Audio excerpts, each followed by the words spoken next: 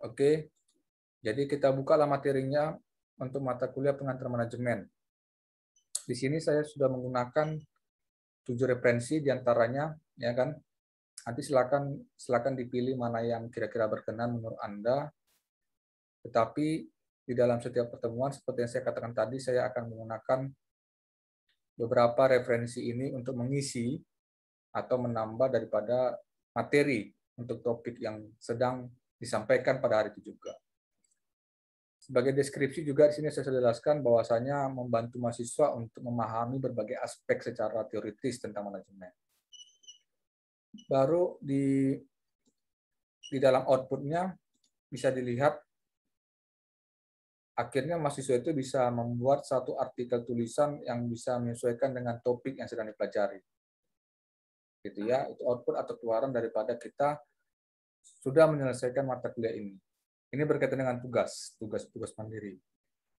Oke, untuk rencana materi perkuliahan dapat kita lihat di materi rencana perkuliahannya, di mana pertemuan pertama itu yaitu hari ini, topiknya penyampaian silabus, satuan acara perkuliahan, prosedur perkuliahan, dan saya sedikit memberikan pengantar manajemen, ruang lingkup manajemen, dasar-dasarnya.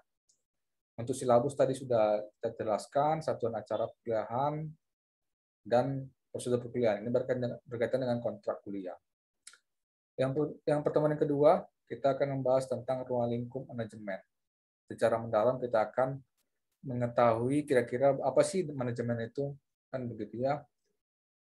Yang pertemuan yang ketiga, dasar-dasar organisasi. Tentu kita harus mengetahui bentuk-bentuk organisasi, ya kan, karakteristik organisasi dan sebagainya.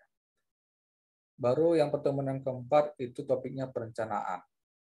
Jadi di dalam manajemen itu fungsi-fungsi manajemen itu ada 4 dia. Planning, perencanaan. Fungsi yang kedua organizing, pengorganisasian. Fungsi yang ketiga executing, pengarahan. Fungsi yang keempat itu controlling atau pengawasan atau pengendalian. Jadi nanti kan kita akan bagi itu di dalam pertemuan untuk masing-masing fungsi tadi. Makanya pertemuan yang keempat itu ada perencanaan, ya, pertemuan yang keempat perencanaan. Baru yang pertemuan yang kelima dapat dilihat di materi, itu berkaitan dengan pengorganisasian.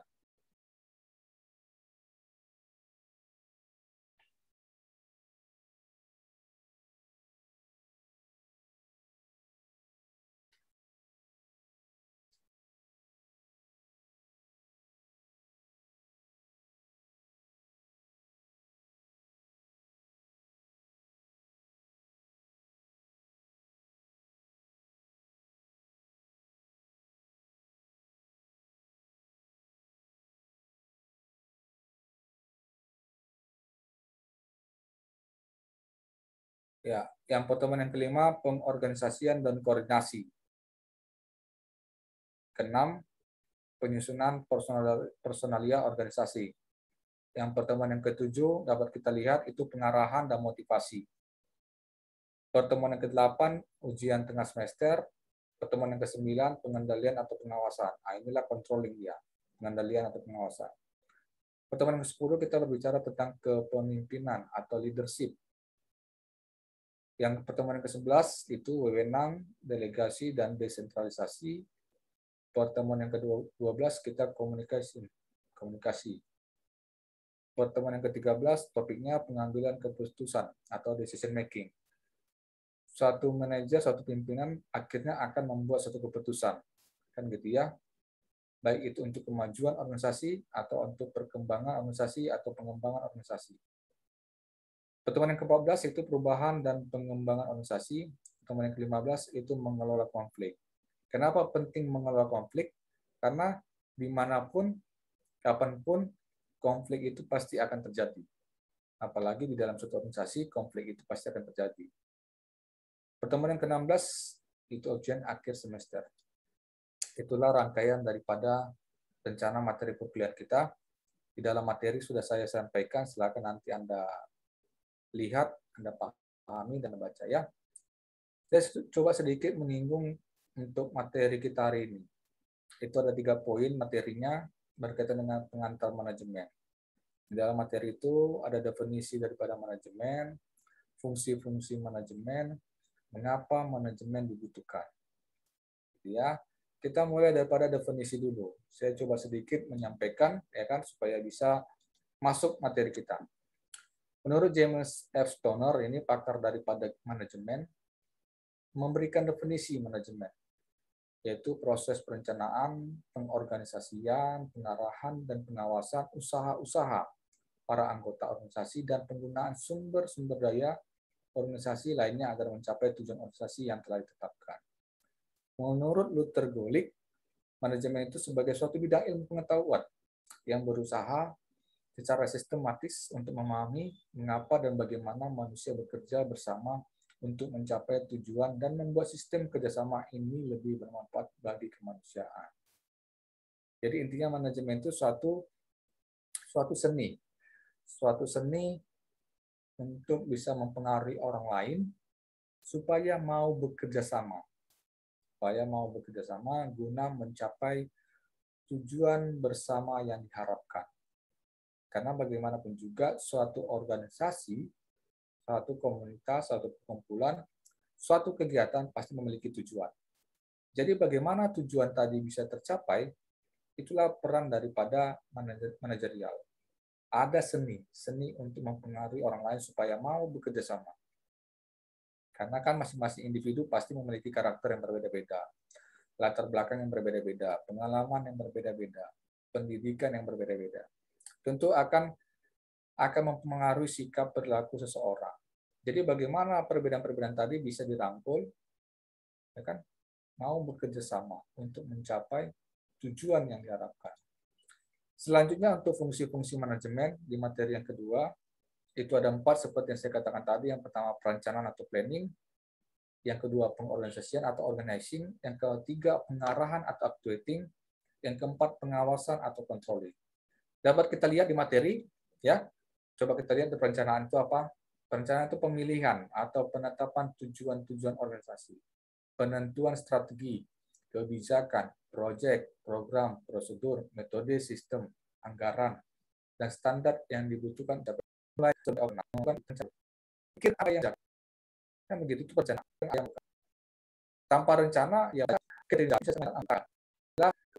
Itu karena mungkin pernah mendengar rencana kan begitu. Yang kedua sumber daya. Pertama manusia, sumber daya manusia, Yang kedua sumber daya money, uang. Yang keempat mesin peralatan yang digunakan. Yang kelima apa kira-kira? Market, pasar. Ya. Kenapa dia ada yang masalah ya? Oke, kita lanjut lagi. Yang berikutnya actuating, pengarahan. Adalah untuk membuat atau mendapatkan para karyawan melakukan apa yang diinginkan dan harus mereka lakukan. Jadi karyawan itu perlu diarahkan, ya kan? Siapa mau mengerjakan apa, bagaimana dia mau melaporkan, kan begitu. Diarahkan, dikendalikan supaya tepat penggunaan fungsi, peran dan tugasnya. Yang terakhir pengawasan, controlling, adalah penemuan dan penerapan cara dan peralatan untuk menjamin bahwa rencana telah dilaksanakan sesuai dengan yang telah ditetapkan. Jadi intinya pengawasan itu memastikan bahwa rencana yang kita lakukan sudah tepat, sudah sesuai. Sebagai contoh, kalau rencana kita 5 tujuannya, ternyata yang realisasi 4 atau 3 tujuannya. Berarti dengan realisasi tersebut dapat kita simpulkan rencana kita gagal, rencana kita kurang tepat, kurang sesuai. Nah, disitulah peran daripada pengawasan. Akhirnya dengan pengawasan itu akan melakukan perbaikan-perbaikan secara berkelanjutan supaya ke depannya tidak terjadi lagi kegagalan. Kan begitu dia. Selanjutnya materinya mengapa manajemen dibutuhkan. Yang pertama untuk mencapai tujuan. Manajemen dibutuhkan untuk mencapai tujuan organisasi dan pribadi. Dapat kita ketahui bahwasanya tujuan dari suatu organisasi itu ada 3. Tujuan dasarnya. Yang pertama tujuan dasarnya adalah untuk menghasilkan produk tujuannya. Tidak ada organisasi apapun tidak menghasilkan produk. Kan begitu ya. Yang tujuan menghasilkan produk bisa dalam bentuk barang atau jasa. Makanya fungsi bidang dari suatu organisasi itu ada dua. Fungsi tugasnya produksi dan fungsi tugas jasa. Artinya perusahaan bergerak di bidang produk, perusahaan bergerak mencari. Itu tujuan utama suatu organisasi. Menghasilkan produk. Organisasi yang kedua menghasilkan produk tadi, tentu harapannya organisasi atau perusahaan tadi akan berpihak kepada pasar. Dan akhirnya mengharapkan kemampuan perusahaan atau organisasi akan mampu menjalankan operasional organisasi. Contoh membayar gaji karyawan, ya kan, membayar biaya operasional dari kegiatan saham, mengumumkan tingkat pengembalian modal bagi tujuan itu langsung organisasi itu tidak cepat, itu bisa jadi tentu yang berkembang, ingin pasar, ingin sih, ya kan, kalau masuk pasar dia kedepannya masuk pasar alternatif, kan begitu ya, baru kedepannya dia ingin masuk pasar internasional. Nah itulah tujuan daripada keberlangsungan organisasi. Tidak ada usaha ambisi organisasi ingin mundur, pasti ingin maju, bergerak manusia. Yang kedua, untuk menjaga keseimbangan di antara tujuan-tujuan yang setengah. Ya, ketika ingin mencapai tentu ada untuk mengatasi perbedaan. Bagaimana mengatasi dibutuhkan supaya bisa di-manage, supaya bisa dikelola. Itu adalah untuk mencapai efisiensi dan aktivitas, tentu supaya mahasiswa sudah tahu apa arti daripada efisiensi, apa daripada efektivitas. Kalau efektivitas, kata kuncinya itu ketepatan waktu, efektif. Efisiensi itu berbicara biaya, penghematan biaya. Gitu ya, supaya tahu nanti beda antara efektivitas dengan efisiensi. Kadang orang sering menyamakan istilah ini. Anda efektif, Anda efisiensi katanya, Anda efisien. Tapi artinya nggak tahu. Ya, efektif itu ketepatan waktu. Contoh, seseorang ditargetkan memberikan pelayanan 10 menit. Ya kan? Ternyata dia bisa mampu memberikan pelayanan 10 menit. Bahkan di bawahnya bisa lebih cepat. Bisa dikatakan dia efektif. Tetapi kalau dia lewat dari 10 menit memberikan pelayanan, berarti dia tidak efektif lagi. Tidak sesuai dengan standar operasional. Begitu juga efisiensi. Suatu produk tentu terdiri dari beberapa biaya operasional. Biaya variabel, biaya tetapnya, gitu ya. Contoh produk ini biaya operasionalnya dia 5.000. Kalau pas dia 5.000, tentu dia efisien. Tetapi kalau lebih biaya operasional untuk satu produk, dia tidak efisien lagi. Kan begitu ya.